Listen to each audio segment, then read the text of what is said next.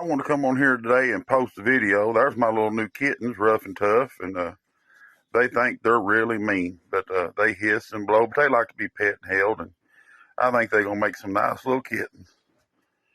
Right here, I've got my sweet potato starts and slips to get started with this year, and I wanted to just do a real quick video. Pardon the porch. I had to do an emergency greenhouse. I had all this roped off from plastic for a greenhouse. But here's some tomato plants and stuff that I have left over. I'll stick them in the ground since people didn't come and get them. And if somebody does come and need some, they're more than welcome to them. That's an aloe plant. That's my pup. Right here is here's where I had my sweet potatoes. There are still a couple coming up. And right here I had them. They're still coming up out of there. And then now we'll walk off the porch and look at a few things. Right there I planted marigolds today to get some of them started up so I can kind of plant them around in the garden too. I throwed seed down to see if I can get some to come up that way. And I planted a few tomatoes and things on this side of the porch or the walkway, but they don't usually do real good because it's too shaded. But there's a few tomatoes in there, see? And I'll cut these weeds down by hand and throw them around that tomato plant to help it grow and give it nutrition and kind of battle back the weeds. Over here, right here beside this gate I made, is some tomato plants. They're getting to be pretty decent size now. And I'll tie them up to this banister as they grow. And I'll take right here some at the porch where the leak of the house is. And I will tie them up to the handrail and stuff as it goes up through there.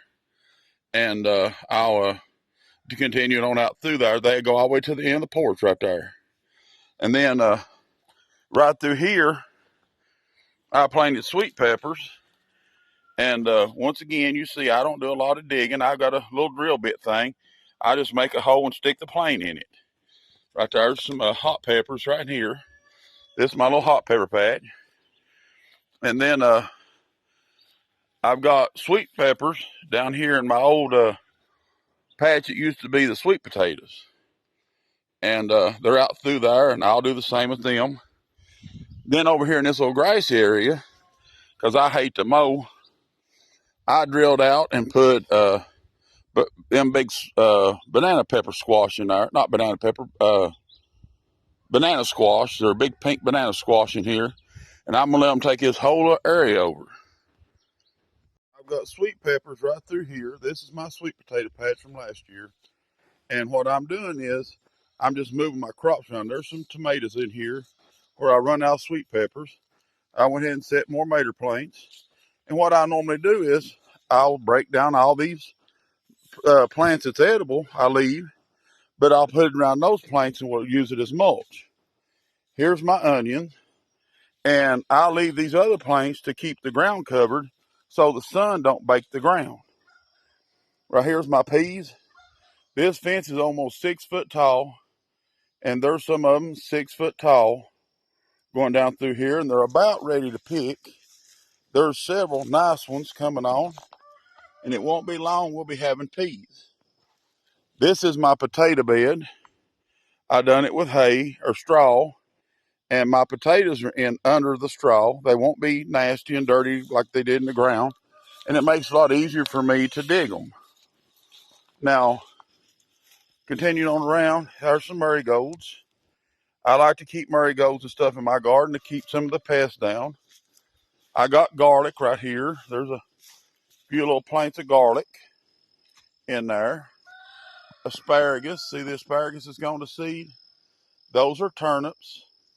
There's kale, radishes, and stuff up through here. This is my early spring garden. And if you notice, I don't do a lot of heavy weeding and stuff. I just let it grow. That way the ground's covered. I really believe if you leave the ground covered, it holds moisture in and makes it easier. Now see, this asparagus has balls on it, which turns into seeds, I believe. And where they fall, they'll make new asparagus plants. And I'll move them around accordingly. Now right here's a nice turnip. Won't be long, we'll have to be eating that.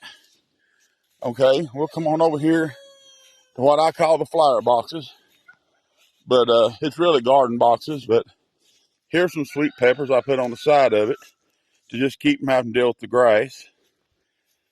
There's carrots coming up everywhere, a little bit of grass, but there's cucumbers, and I'm gonna let them take up the trellis, and I'm gonna let the baby carrots grow. Here's some cabbages I didn't get in the garden. I couldn't fit them in, so I brought them up here and just stuck them in this little arch. As you can see, it's just an arch for the cucumbers to grow on. On the other side, the planting boxes got the same thing, cucumbers and carrots. And down here in the garden, I'm sorry for all the heavy breathing, but I'm old and fat, so it's part of it. See them chickens? They working on getting to eat.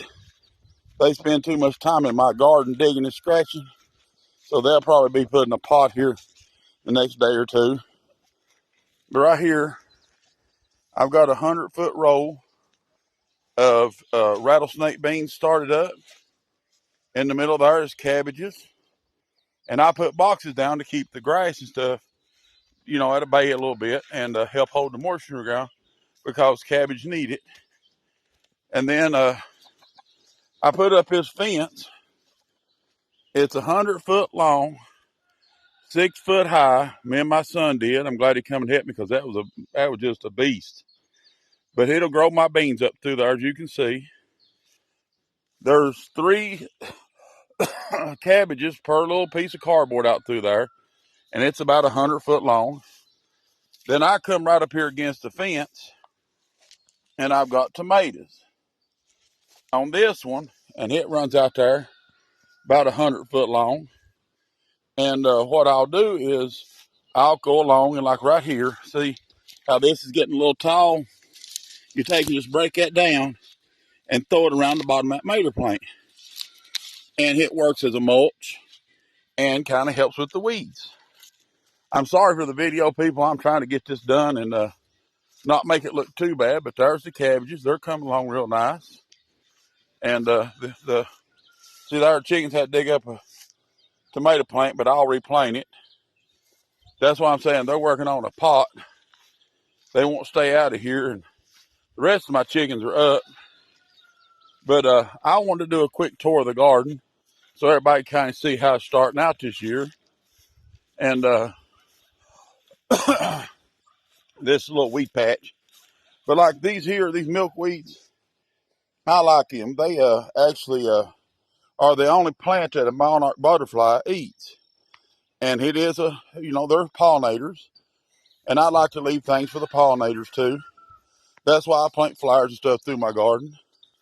My nephew's going to come over and get a light till on all this so I can get my okra and other things in the ground. I got to do corn, and I'm going to plant pumpkins and squash and all that, and zucchinis. And I'm going to do a run right here against these bushes in this little grassy area of, I'll probably do pumpkins right through there, and then I'll do butternut squash and the corn, and I'll do some spaghetti squash and stuff. But I want to give you a quick tour of what's going on so far. And if I can get over here real quick, I'd like to show you the peach trees this year. Man, they are doing amazing. And right here, you can see I've got several little peach trees right here. I've been trying to get them cleaned up and pruned up and propped up. But you can see they're loaded with peaches right here. There's all kinds of peaches in there, all the way up in there. And I'll try to zoom in a little bit. Let's see. I went too far. But there's peaches all over those trees. I'm hoping for a real good harvest this year of them. And, every little bit helps. But that's the tour for today. And I will thank you and ask you to like and subscribe and comment if you see something that you think I could do better. We're all learning. Nobody's perfect at this. But as we go, I'll post more videos as everything comes along. And I thank you, and y'all have a good day.